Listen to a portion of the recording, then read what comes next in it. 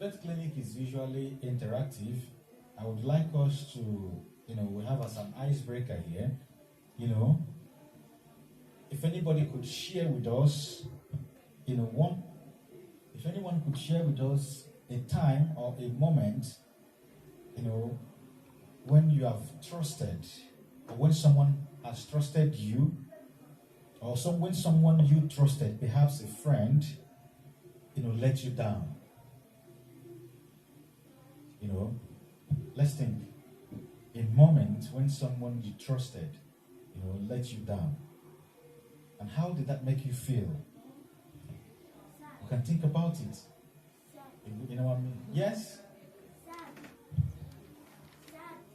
Sad. It makes you feel sad. Wow, excellent.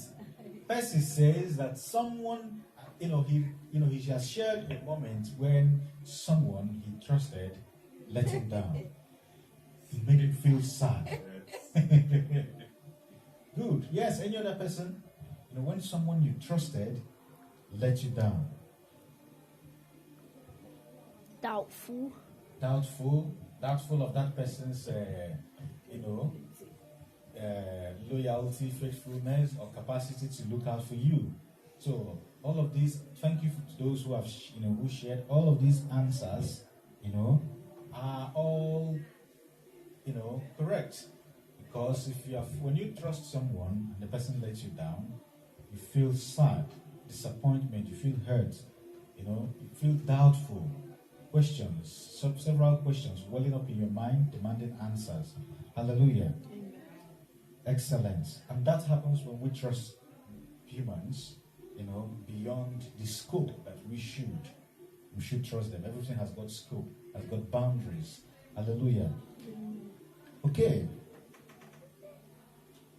However, as Christians, we ought to do what? To normalize the pain of betrayal without dwelling in bitterness.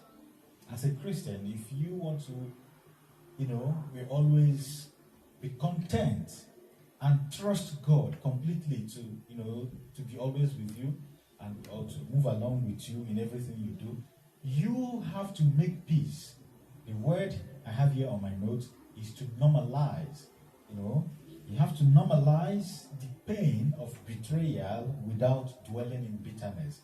Because once you do anything you do with humans, where there are certain expectations, at some point in time, there are bound to be some element of say, oh no, I thought this would happen.